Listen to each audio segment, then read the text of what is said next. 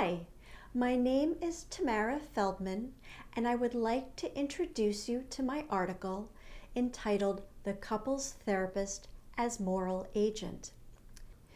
In this paper, I start with the idea that partners in intimate relationships rely on each other to meet essential emotional needs.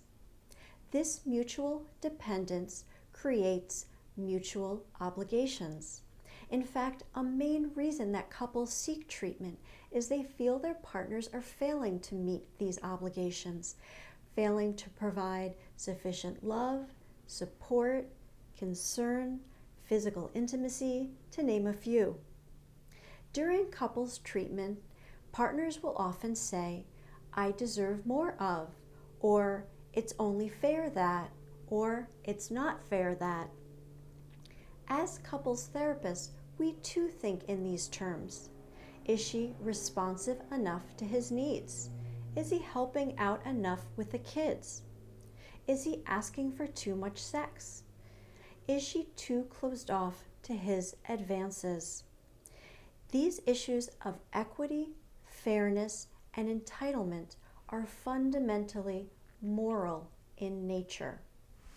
In fact, as Fawcett and her colleagues write, marriage is a relationship that involves the well-being of another person, which makes it an inherently moral experience.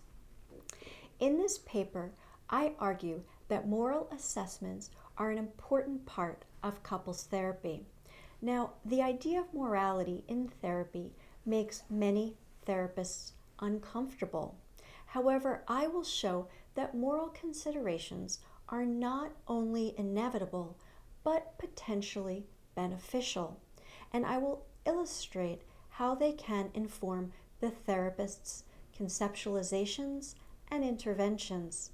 To this end, I will discuss the work of Virginia Goldner, who has spent decades treating couples struggling with domestic violence.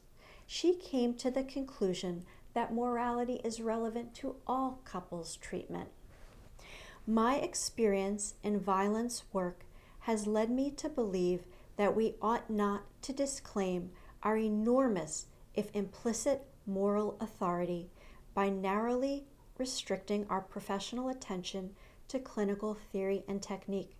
Rather, we need to develop ways to enhance moral engagement in our work.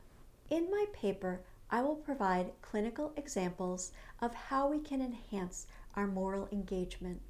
I will show how the couples therapist can introduce moral concepts into the therapeutic dialogue, concepts including rights, responsibility, accountability, and respect for personal boundaries. I conclude my paper with how the therapist can use her authority responsibly. I hope you enjoy reading my article, and I hope you find it clinically useful. And I welcome any comments or feedback. Thank you.